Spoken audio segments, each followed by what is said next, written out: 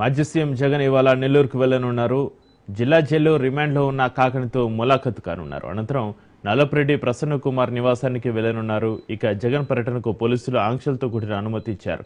అవాంఛనీయ ఘటనలు జరగకుండా కట్టుదిట్టమైన భద్రత ఏర్పాటు చేశారు. 900 మంది పోలీసులు, 10 డ్రోన్ కెమెరాలు, 40 సీసీ కెమెరాలతో నిఘా ఏర్పాటు చేశారు. పోలీస్ కమాండ్ కంట్రోల్ రూమ్ నుంచి భద్రతను పోలీసులు అధికారులు పర్యవేక్షించనున్నారు. మరోవైపు పలువురు వైసీపీ నేతలకు ముందస్తు నోటీసులు జారీ చేశారు. బైక్ ర్యాలీలు, సభలు, సమావేశాలు, నిరసనలు, రోడ్ షోలకు అనుమతి లేదని తేల్చి చెప్పారు.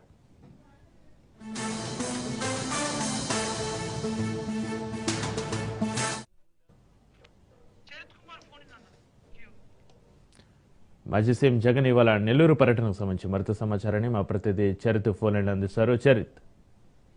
Thank you Chakri. ఏదైతే మాజీ ముఖ్యమంత్రి వైఎస్ జగన్మోహన్ రెడ్డి నెల్లూరు పర్యటన ఉత్కంఠభరితంగా ఉందనే చెప్పాలి. ఏదైతే చాలా పొలిటికల్ హీట్ అయితే మాత్రం నెల్లూరులో క్యారీ అవుతుంది ప్రధానంగా. అయితే జగన్మోహన్ రెడ్డి ఇప్పటి వరకు కూడా రాష్ట్రంలో ఎక్కడ పర్యటించినా అక్కడ ఏదో ఒక కొంత అలజడి సృష్టించడం, అంటే ఏదో ఒక కొంత డిస్టర్బెన్స్ క్రియేట్ అవడంతో నెల్లూరు పోలీసులు పూర్తిగా కూడా కట్టుదిట్టమైనటువంటి ఏర్పాట్లు చేశారు.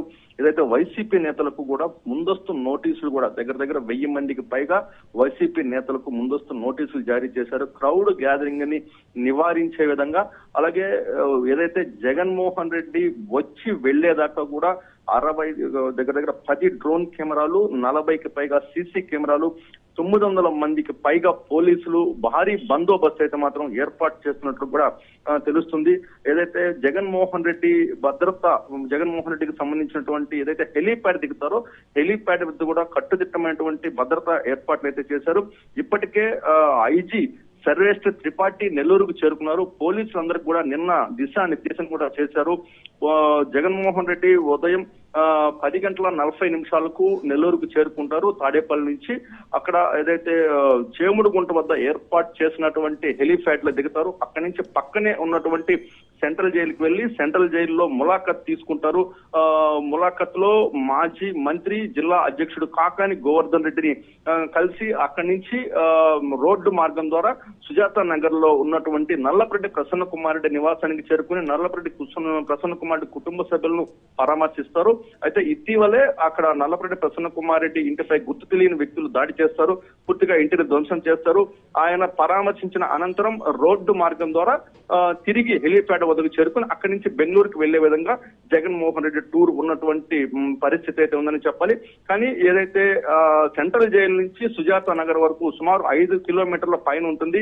ఈ 5 కిలోమీటర్ల ఏదైతే ప్రయాణం ఉంటుందో ఇక్కడ పెద్ద ఎత్తున బైక్ ర్యాలీలు, రోడ్ షోలు, అలాగే ఏదైతే సభలు, సమావేశాలు, రెచ్చగొట్టేటటువంటి ప్లెకార్డులు ఇలాంటి ప్రదర్శించకుండా పూర్తిగా నిషేధ ఆజ్ఞలు అయితే ఉన్నటువంటి పరిస్థితి ఉందని చెప్పాలి. కానీ ఇది ఒక పక్క ఉంటే వైసీపీ శ్రేణులు మాత్రం జగన్మోహన్ రెడ్డి టూర్ కి ఎక్కువ మంది జనాలను తరలించేందుకైతే మాత్రం గట్టి ప్రయత్నమే చేస్తున్నారు.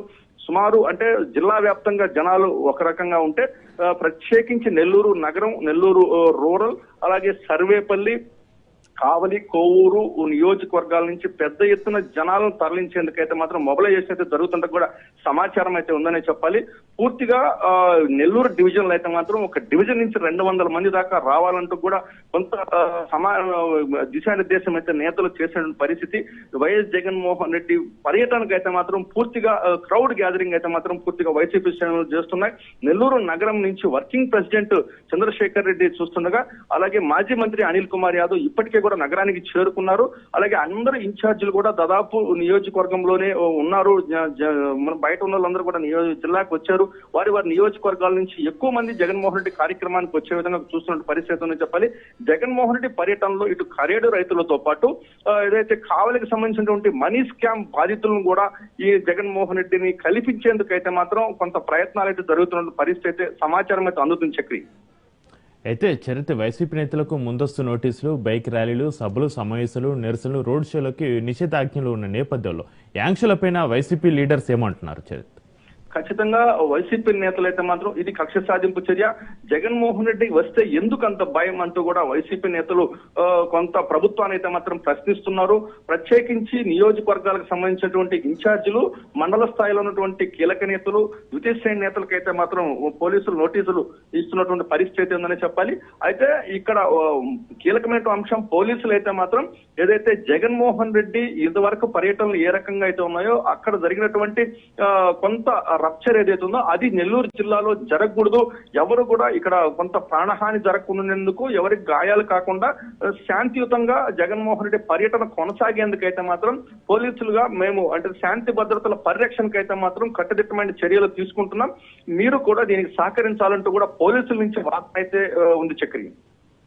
చరిత్ర నెల్లూరులో మాజీ సీఎం జగన్ పర్యటన ఎన్ని గంటల వరకు కొనసాగే అవకాశం ఉంది? బెంగళూరుకి ఎన్ని గంటలకి పయనం అయ్యే అవకాశం ఉంది? ఇక్కడ ఉదయం 10:40 ఇక్కడ నెల్లూరుకు చేరుకుంటారు. ఆయన పర్యటన పూర్తిగా కూడా ఇక్కడ నెల్లూరు సెంట్రల్ జైలు కానీ, నెల్లూరు సెంట్రల్ జైలు నుంచి సుజాత నగర్ లో ఉన్నటువంటి మాజీ మంత్రి కోవూరు మాజీ ఎమ్మెల్యే నల్లపరెడ్డి ప్రసన్న కుమార్ రెడ్డి నివాసంలో కానీ ఆయన గడిపినంత చివరికి 1:25 బయలుదేరి 2:20 తిరిగి బెంగళూరు చేరే విధంగా కూడా ప్లాన్ చేసినట్టు కూడా ఆయన షెడ్యూల్ అయితే ఉందని చెప్పాలి. అయితే ఆయన షెడ్యూల్ పూర్తిగా కూడా ఎక్కడైతే తాడేపల్లిలో బయలుదేరతారో, ఎక్కడైతే ఆయన మళ్ళీ రీచ్ డెస్టినీ ఉందో వీటన్నిటిని కూడా క్షుణ్ణంగా అధికారులు పర్యవేక్షిస్తున్నారు. ప్రత్యేకించి ఇక్కడ ఒకటే రోడ్డు మార్గంలో ఎక్కడైతే జగన్మోహన్ రెడ్డి పర్యటిస్తారో, సిటీలోకి ఎంటర్ అవుతారో, నల్లపరెడ్డిని నివాసానికి చేరుకుంది. ఇదే కొంత టైట్ జోన్ ఇది. ఇక్కడే ఎక్కువ మంది క్రౌడ్ ఫుల్ అవుతుంది.